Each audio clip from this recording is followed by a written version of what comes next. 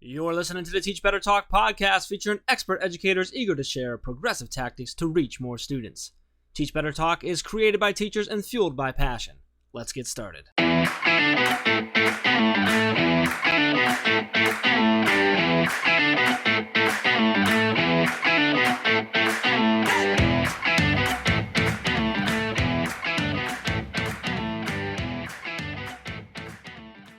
Hey everyone, welcome to episode 242 of Teach Better Talk podcast. My name is Ray Hewer, and as always, I am with my incredibly bright co-host, Mr. Jeff Gargas. Jeff, I made you laugh. That's all I wanted. That's all I ask, is that you make me laugh whenever you can. I appreciate it. Don't you you guys can totally tell as listeners when it's like a legit, genuine laugh, and when it's just like that was a good one, buddy. We prepared that one in advance. You know what I mean? I feel like that's kind of like the fun of Teach Better Talk, is those like really, really funny laughing fits that are uncontrollable because we didn't plan it. Yeah. Most of the time they're just pity laughs.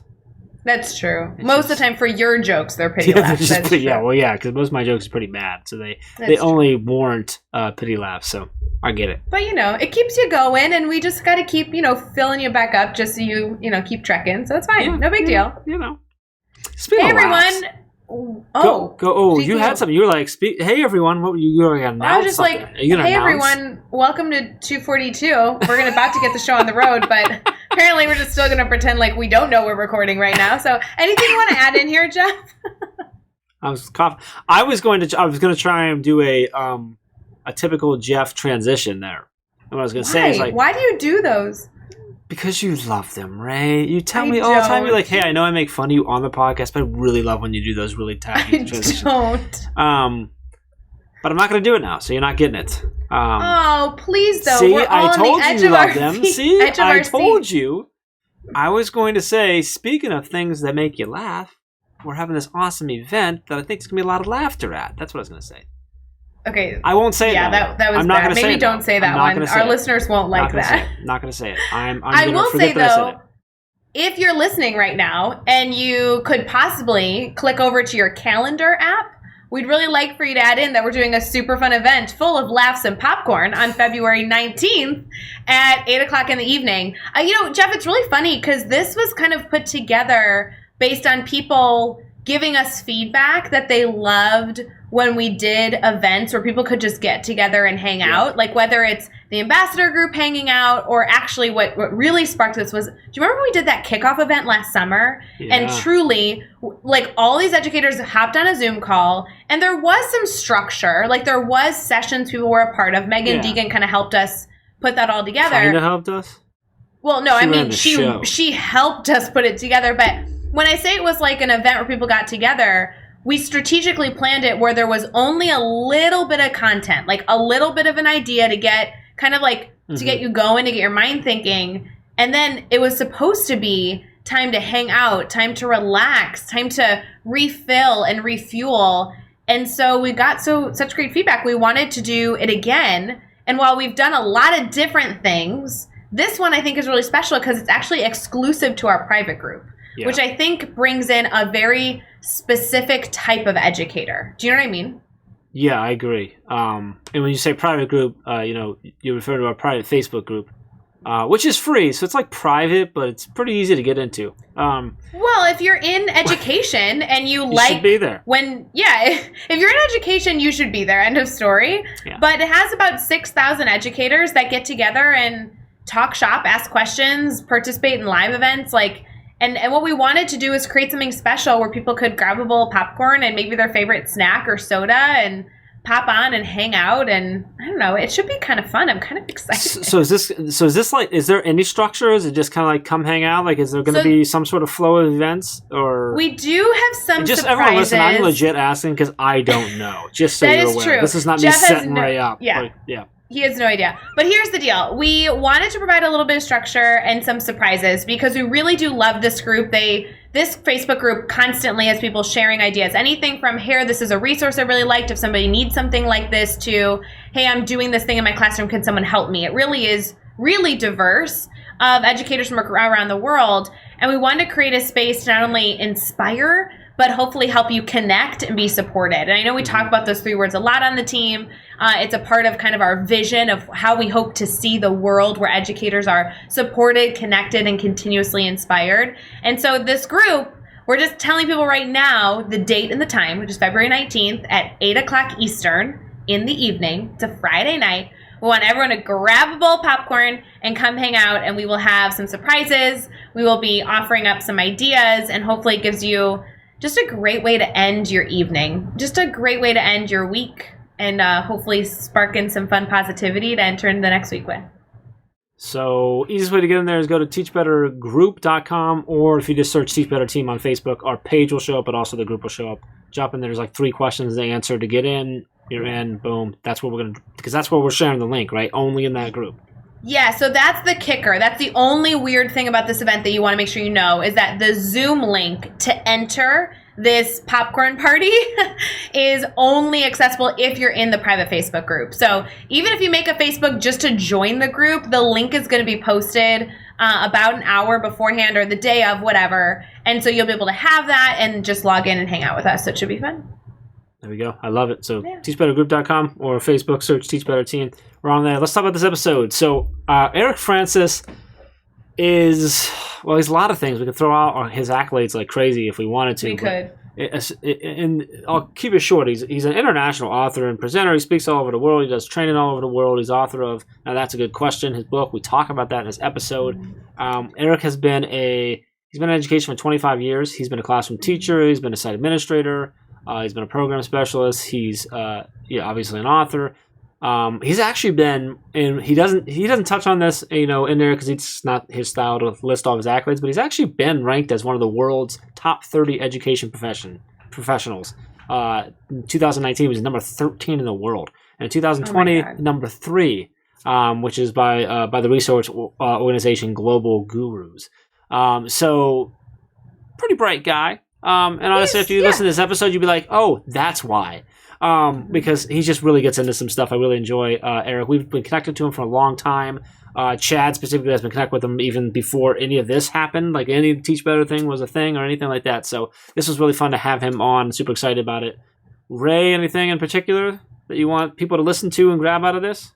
Oh my gosh, there's so much. But I think for me, it's the fact that this guy gets quoted in my life about 4 times a month, literally. And so to have him on the podcast, I'm like, oh my gosh, he's real and he's nice and he's like a cool flippin' dude. I'm a fan. I'm just saying, you guys are going to love this episode, but don't let it end here because I have been a stalker of his for quite some time. And I just think you should join the fan club. I'm president, so I'll let you, Jeff, if you want to be VP, we could start a fan club. This would be great. You are president of a lot of fan clubs. I've noticed that. You okay, but busy. Oh, I am busy, but I also really like when people quote awesome educators. What can I say? What can I say? I got it. Yeah. All right. Well, there you go. Ray approved. She's the president. You can contact her for how to get into that club. All right. Let's get into episode 242 with Erik Francis.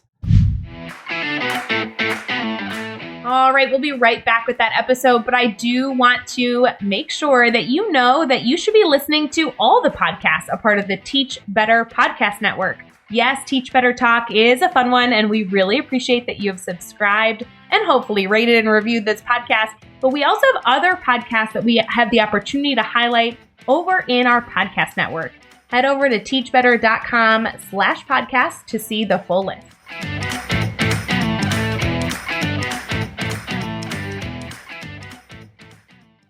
All right, we're here and we are chatting with Erik Francis. And Erik, awesome to have you on the podcast. We've been connected for what seems like a long time, and just finally getting you on the podcast. So super excited to have you here, excited to dive into your story, learn more about you, and to share it with others. Before we get too far into all of that, how are you feeling right now?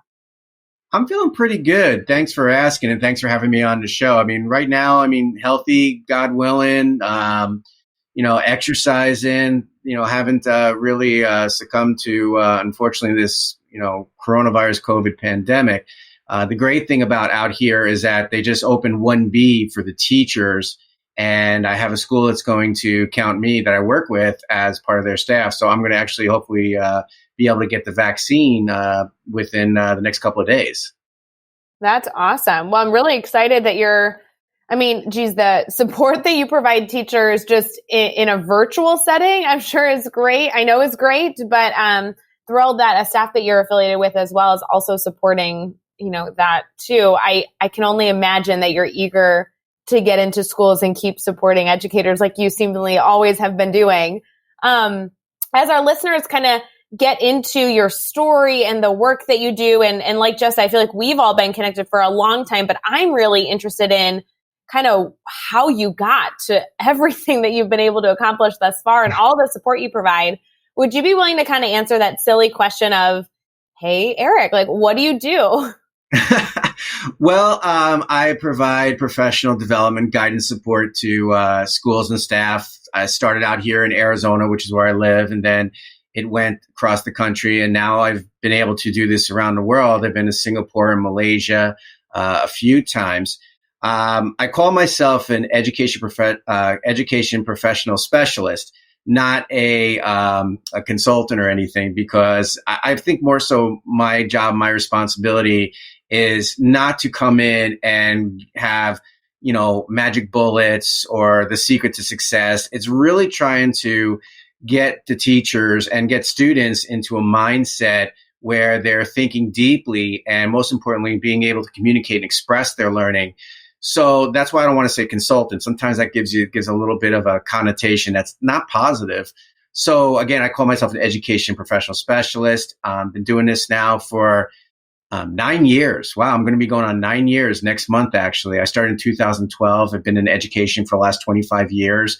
I've been a middle school and high school teacher. I was a site administrator. I worked for the Department of Education out here in Arizona.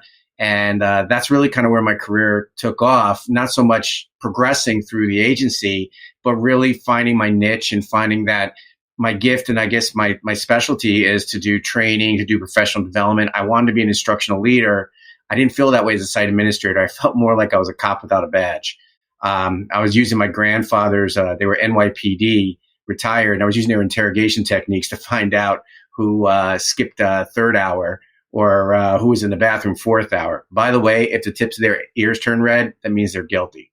And really just kind of like fell into it. I mean, it's kind of funny because now this has become like a career path for educators, but I never foresaw myself doing the stuff that I'm doing. And I'm grateful, and I have so much gratitude about being able to do this at least one more day, one more month, one more year, and just really, working and trying to carve out, something good and giving back to the education community and giving back to a career that gave a lot to me.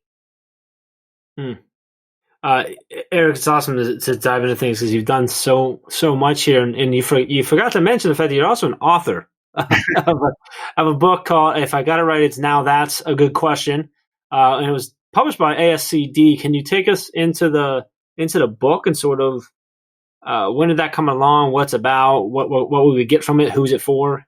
Sure. So it was published in 2016, and questioning is a technique that I used to use as a teacher all the time. It's actually just a way I look at life, and being someone who's naturally curious, being someone who's naturally inquisitive. So in the book, what I discuss is what's not so much what is a good question, but what a good question does.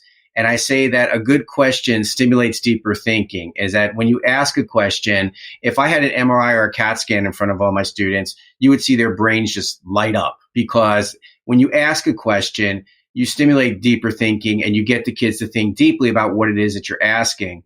A good question also deepens knowledge, understanding, and awareness. You're asking that question not so much to assess knowledge, but you're introducing it to them to where you can deepen their knowledge, understanding, awareness about a text, a topic, a theory, or technique. A good question also expands knowledge, extends thinking. If I ask you a question, I'm hoping to expand your knowledge and understanding and also extend your thinking to maybe go beyond what's conventional.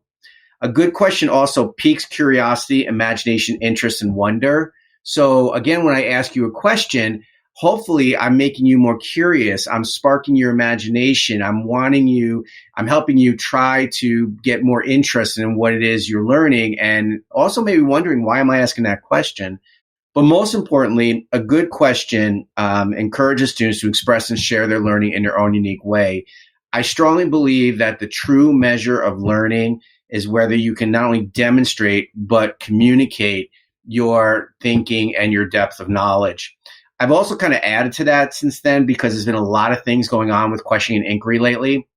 And also, one of the things I really try to emphasize with it is that a good question not only prompts students to respond, but also reflect. We call that wait time, but when it comes to wait time, we're looking for an answer, and that's not what good questions are about. It's not about answering. It's about addressing and responding. It's about, I ask you a question and you reflect upon it, and then you respond to it. Not so much with an answer, but you respond, you address it, you communicate with it. And most importantly, a good question is phrased as a question. I cannot believe how many things I see out there and say that this is a question, and it's not. It's an item on an assessment or on a worksheet or in a lesson. That's not a question. Or if you see a directive that says, explain how, describe why, interpret what, it has a question stamp, but you're being directive. If it makes you sound like Arlie Emery in Full Metal Jacket or when he's the plastic green soldier in Toy Story, then it's not a question. And the great thing about good questions is that you're not supposed to have the answer. And most importantly, it's okay to say, I don't know. Because when you say, I don't know, that's not the end of the conversation. What that is as an invitation to learn. So if I ask you, how did Edgar Allan Poe create an entire genre of literary fiction? If you say to me, I don't know, well, I'm going to say, well, I don't expect you to. I just started the lesson. But what if I told you he was the first author to ever write a detective mystery story featuring a sleuth who used deductive logic and reasoning to solve a crime? And what if I told you that Sir Arthur Conan Doyle, 50 years later, admitted that he based Sherlock Holmes on this character, C. Auguste Dupin, that Edgar Allan Poe created 50 years before? I didn't teach you anything. I just asked you 3 questions, and hopefully now you're on your devices, or I've gotten you a little bit curious to go, is this accurate? Is this right? And you find out, yeah, it is. So that's what good questions is that it's not about answering. It's okay to say, I don't know. And that when you say, I don't know, it's actually an invitation to learn, because a lot of times we don't learn because we think we know everything, and we don't. Actually, I thought it was great when my students would say to me, I don't know. I then say, I don't expect you to. This is what you got to go find out. If you don't know by the end of the week, then we're going to have a problem. I love the way you think about questions, man. I love it. So, I really love how deep you went into to what that is. So if you're listening to this right now and you're like, whoa, I got to get into that. Erik's been really awesome. And we're going to give away a copy of the book later on the episode. So make sure you listen through all the way through to figure out how to potentially win a copy of his book. Erik, I'm really excited to ask you this question, which I always end. It's like my favorite question of the show, but you've had such a long career in education. You've done so many different roles. You've worked with so many different educators all over around the world at this point. I'm really interested to hear your story here. So I wonder if you can share a story with us about a time you've had a failure in your life. You kind of take us there with you. What happened? How did you overcome that? And what did you take away from that? You know, Jeff, I have a really interesting perspective on failure. And failure is when you don't. Like, I failed to become an astronaut because I didn't go to NASA and get training. I failed to be an attorney because I took the LSATs and I didn't want to do it, so I didn't go to law school. But I think I look at things as successful and unsuccessful, and I've been unsuccessful a lot. In fact, my biggest lack of success is how I got into being a teacher. I actually worked in the film industry before I became a teacher. It was actually my dream to be a filmmaker, a film producer, a screenwriter. And actually, I went to grad school at Syracuse University. I got my master's in television, film, and radio. 3 weeks after I got to LA, I got a job, and I worked in the film industry. I worked for a producer who was pretty big named, and worked on a couple of films. But I was just so miserable and unhappy. And this was my lifelong dream, and this was my career ambition. I mean, everyone who knew me in high school, they knew I was going to be making movies. I wanted to make movies. And at 25 years old, I walked away. I said, this is not the life I want. This is not the career I want. And I started in LA, and then I moved to New York, and I worked there for a little bit. I worked actually at Miramax Pictures. So in LA, I worked for a producer at Warner Brothers and Sony. And in New York, I worked at Miramax Pictures. And just one day I said, you know what, this is not what I want. My dad at the time was, come on out to Arizona. It was building up back in the mid 90s. Came out there. I'm 25 years old. I just ended my career dream. I'm like, what do I want to do? And what do I like to do? I like to work with kids. I always was a camp counselor in college, and I became a teacher. I just kind of fell into it. So I guess, my lack of success, and again, I don't look at it as a failure because it basically got me on a path that's actually a better path. What's ironic about it is that when I became a high school teacher, had a lot of my students wanted to go into the film industry. And a few of them actually went on to make some pretty big movies. And they asked me and they said, well, what do I do? What do I do when I get out there? And I said, well, here's what you don't do. And I told them about every mistake I made, every kind of faux pas. Two of them went on to be pretty big actors. One of them, I taught how to write screenplays. And before he graduated, he had a deal with Michael Eisner to write a movie about Bazooka Joe. And he wrote a couple of scripts. Another she's now a producer. And so I guess my lack of success is that, or where I wasn't successful, became my success, because if I stayed in Hollywood, I don't know if I would have become a teacher. And I know I'm kind of getting long into this, but I got to tell you a funny story. A couple of years ago, I took my daughter out to LA for her birthday, and I took her to the Warner Brothers lot tour. And we're going around, and they said, we're going to go past the Friends soundstage. And I said, this isn't the Friends soundstage. It's down by Clint Eastwood's production studio on the lot, which was further. And they said, how do you know that? And I said, I used to work here. So they took me on the tram by myself and my daughter, show me where my old office was, where the producer I worked. He's not there anymore. It's now DC Entertainment, which was kind of cool. But I talked to this guy, and he said, so you used to work in the film industry? He's in his late 20s. I go, yeah. He goes, now what do you do? I said, I was a teacher. I'm an educator. I write books. So I took my daughter through the Warner Brothers, the little museum they have there. And then he goes, can you come here for a second? All of a sudden, I'm talking to these other tour guides, and they're like, so you worked in the film industry? I said, yeah. I said, so you got out? And I said, yeah. And they said, well, how'd you do it? And it was all of a sudden like I was teaching class. My daughter was like, can you ever not go anywhere and not teach? So it's kind of like I was giving them some encouragement to say, because they were these tour guides, and they had these hopes that someday they were going to become that big filmmaker. And I told them, this is what I did wrong. I thought, getting a job in the film industry and working for a producer, what I should have done is I should have became a teacher a long time ago. I should have done it after school, or done it on the summers and joined a comedy group, or joined some kind of screenwriting group or filmmaking group. And that lack of success turned into the success I have today. So I guess that's how I look at it. And I hopefully, people can learn from that, is that there's nothing set in stone, that career paths fork and they go in different directions, and you just never know where it's going to go. Yeah. Erik, I love your stories. I don't know that I knew half of what you just shared, and I've been connected with you for a while, but it's always so interesting to not only hear about how people get into education, but then what they do when they're in it. And I think that whether it be your story of failure, which sure doesn't sound like a failure, but then also looking at your narrative of questioning, I think that the work that you do is so powerful, because, and I truly mean this as a compliment, because it's something I'm continuously working on, and I think something that we hold true to on the Teach Better team, but you're just a normal guy. Like you've done incredible things, but you come across so personable, so human, and people like learning from other people who always want to accept themselves as learners. And I think that really goes along the lines of all the work you've continued to do, whether it be before education or now in the work of education that you're doing, is that you're constantly looking at it like, well, I'm just trying to do the best I can right now. And if you want to hop on the bandwagon and just strive to be better, cool. Join the fun. I'm happy to help. I'm here to cheer you on. I'm here to coach you. And I really love that mentality. And I have to tell you that really resonates when you're even on social media sharing your information. You're always about just supporting people. I think there's so much value in that. So when it comes to what is exciting you, whether it be about the work you're doing or just education as a whole? What is really keeping you excited? What's really fueling your fire?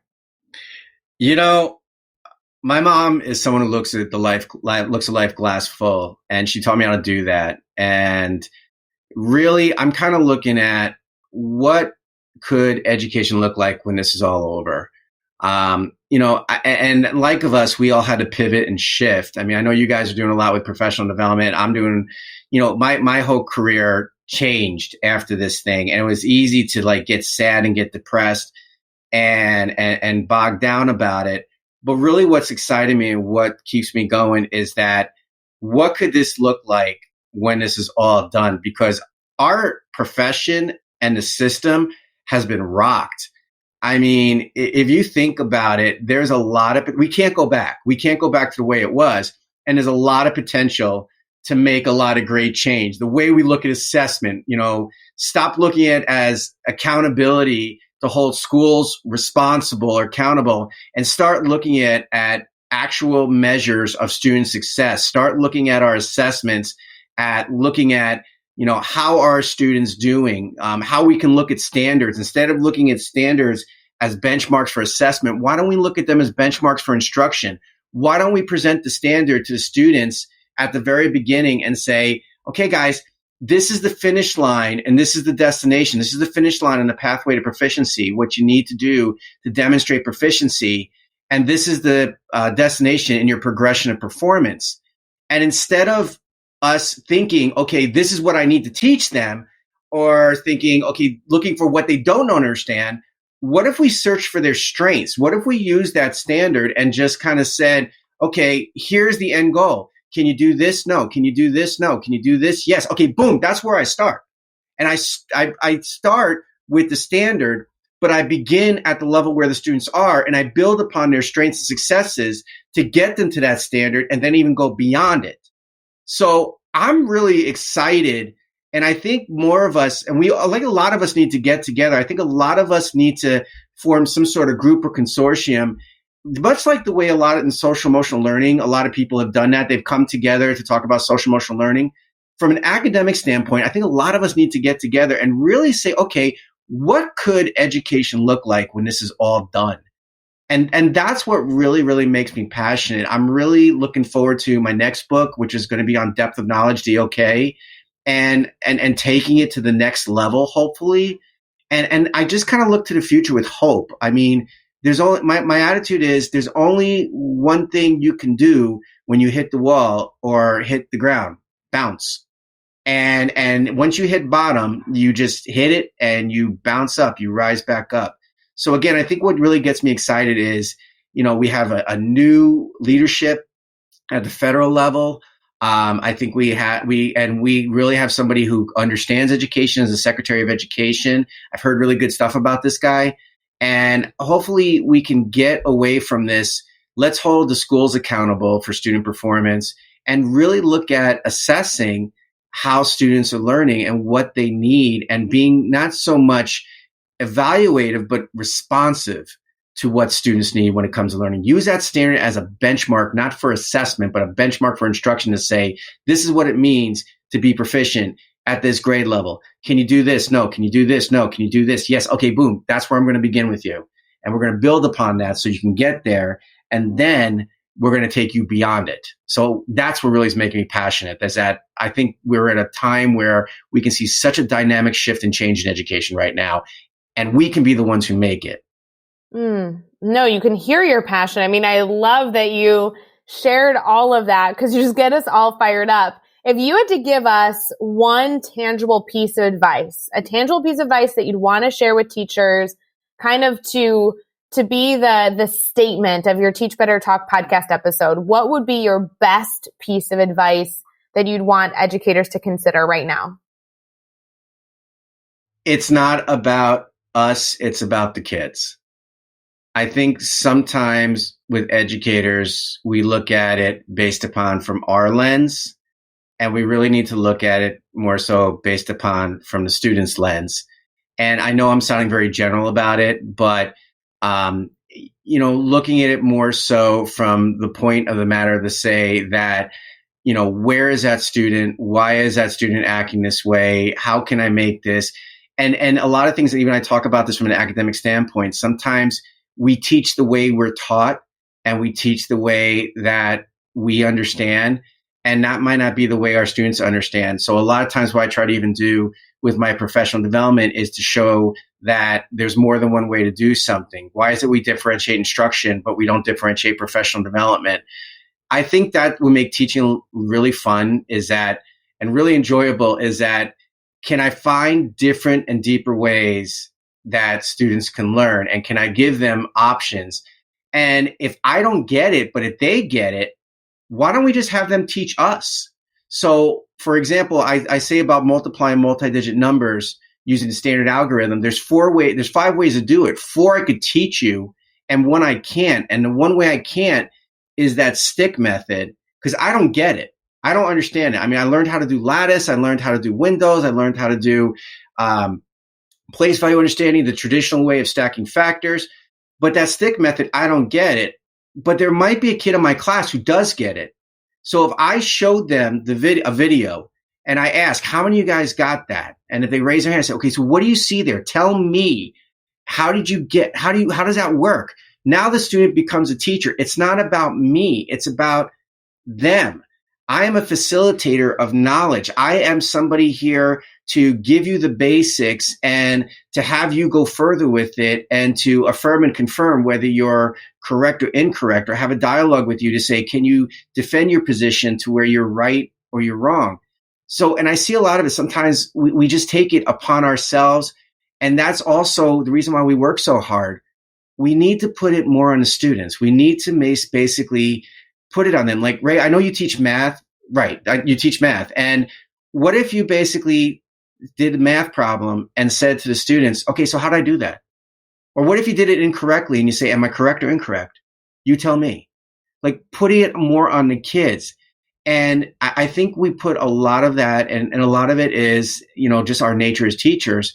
We need to basically make it more about the students. We need to put it more on the students. Ask them questions. Don't just say, what is 2 + 2 and have them answer 4. What do you mean? Okay, well, what if I had addition and rounding? How could I use that to prove that 2 + 2 could equal 5? You put it more in the student. We need to give them an experience because that experience is what they remember, not the stuff. And that experience will help them to be triggers to transfer. Because when they look at items, they look at, okay, here's just another thing I have to do, another step I have to take. And when they look at a test, they go, okay, here's some more items. But if we do something where we create experience for them and put it more on them and give it to them and say, hey, how do you see this? How do you understand this? Can you defend, explain, and justify it? That will give them an experience where they go to the test and they'll go, oh, yeah, that's like when I was in Mr. Francis' class. He made me do it. I hated it when he made me do that. But this is the same situation. That's how I did it. And boom, they get it correct. So I think, again, that's my biggest thing is that we need to make it less about us as educators and put it more on the kids and make it more about the kids. I love that. I love just the focus on putting it on the kids, giving them that. I love how you said, why don't we just let them teach us? Such good advice there. I want to get into our 6 questions I'm going to throw at you fast, but first I want to do the giveaway. We're going to give away a copy of your book. Mm-hmm. I think a really easy way to do is, Erik, where's your preferred social network? Is it Twitter? Is it Instagram? Where are you at?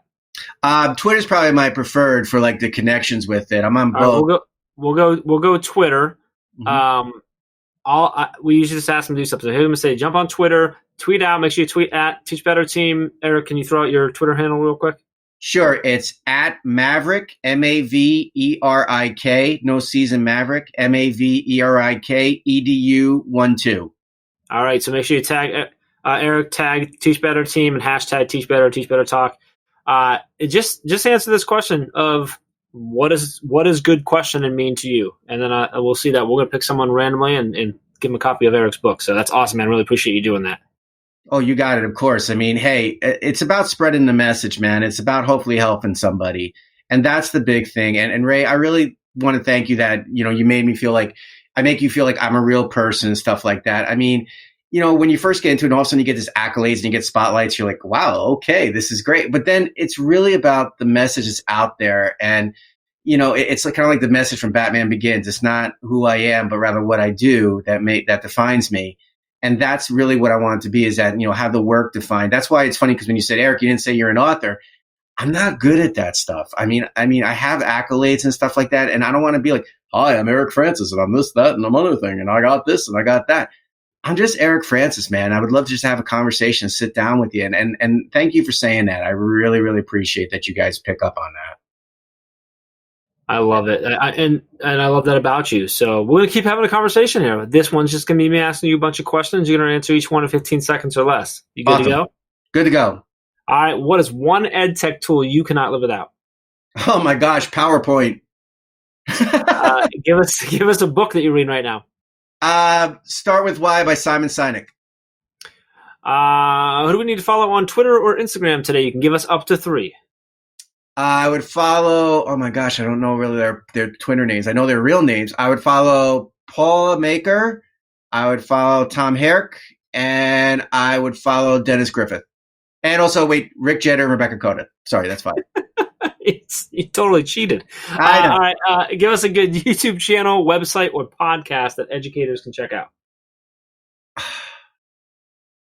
Tom Schimmer's podcast is great, but I also love you guys. So that's not to wiping my nose a little bit, but I'll be all right with that one. I love you guys, but you guys and Tom Schimmer and Andrea Samadi, she's got a great one about neuroscience.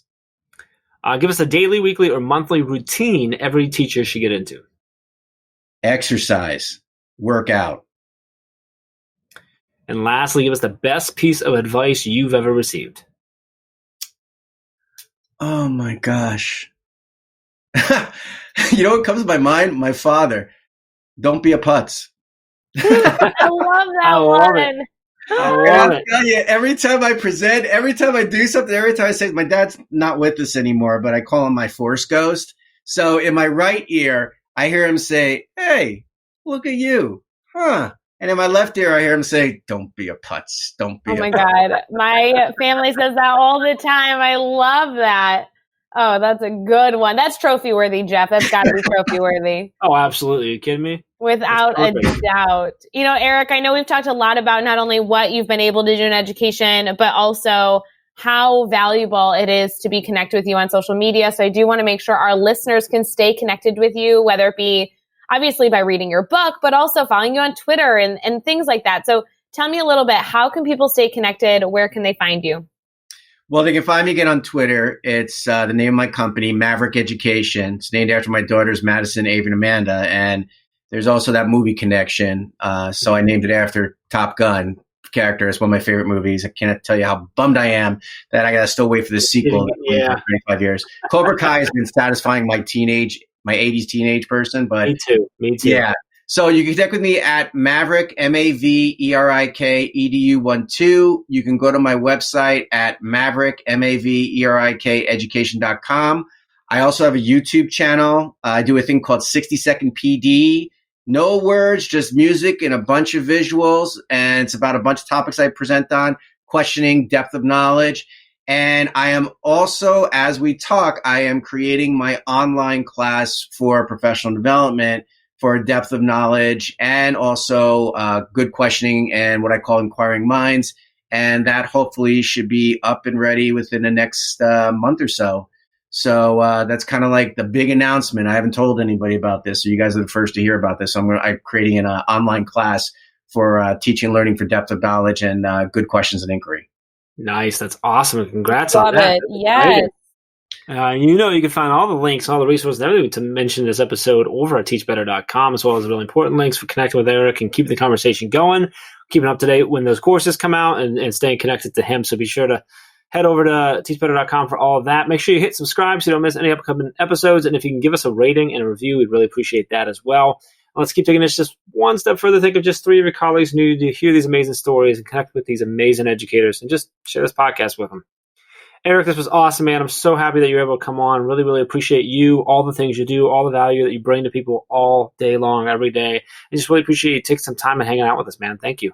Thank you. And I need to thank you guys personally, because I know in your book you talked about depth of knowledge and Chad talked about it, and you guys gave me a shout out in there. I got to tell you, I have that really, really, your book is amazing, first of all. And secondly, that really, really, I was really grateful for that. I can't tell you how many people are out there just kind of like saying, oh, this is the okay. And they kind of take it and I'm glad they run with it, but then they kind of take the credit for it, and it's like, hey, but you guys gave the shout out and you guys, really acknowledged it. And Chad's been fantastic. And Jeff, we talked a few times. Ray, we talked a few times.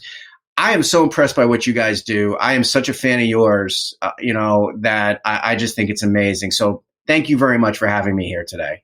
Really appreciate all of that, Erik. Seriously, thank you so much. It means the world to all of us. So I appreciate that. And until next time, let's get out there and let's teach better.